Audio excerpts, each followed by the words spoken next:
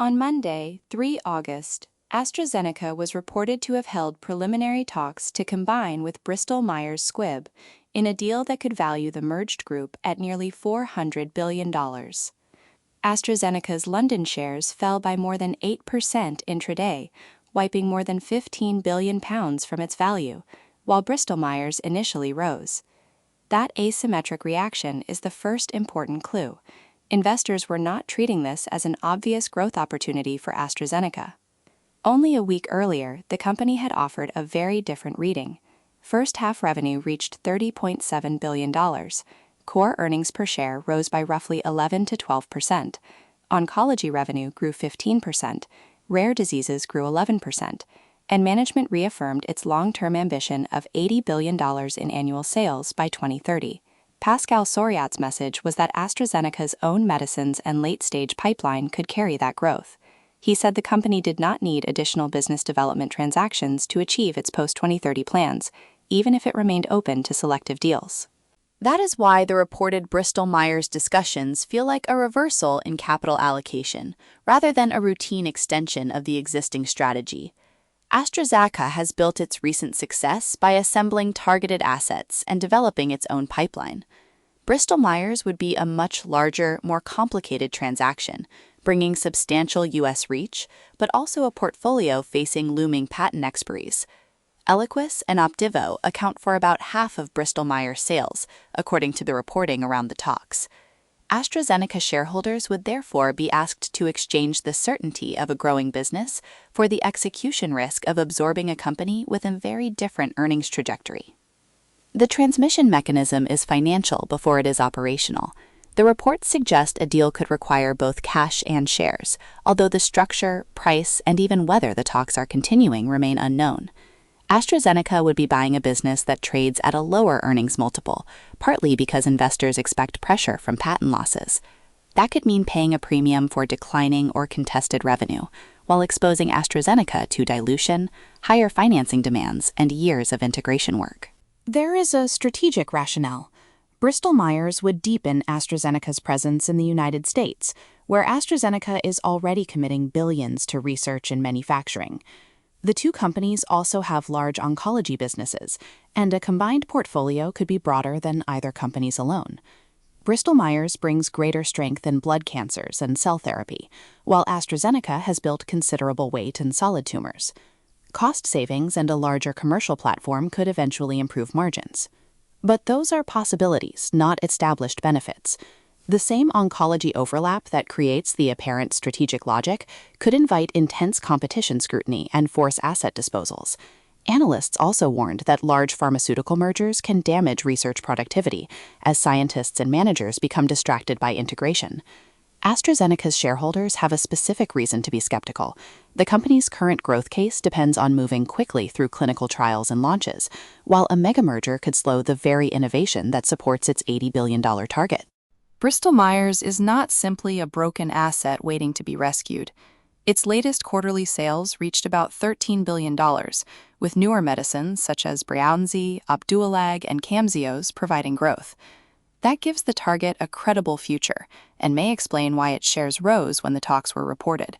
Yet it does not remove the valuation problem. Bristol Myers shareholders would receive the potential premium, while AstraZeneca's investors would carry most of the strategic and integration risk. On the available evidence, the market is reading the proposal more as a rescue or value transfer towards Bristol Myers than as a deal AstraZeneca needs to keep growing.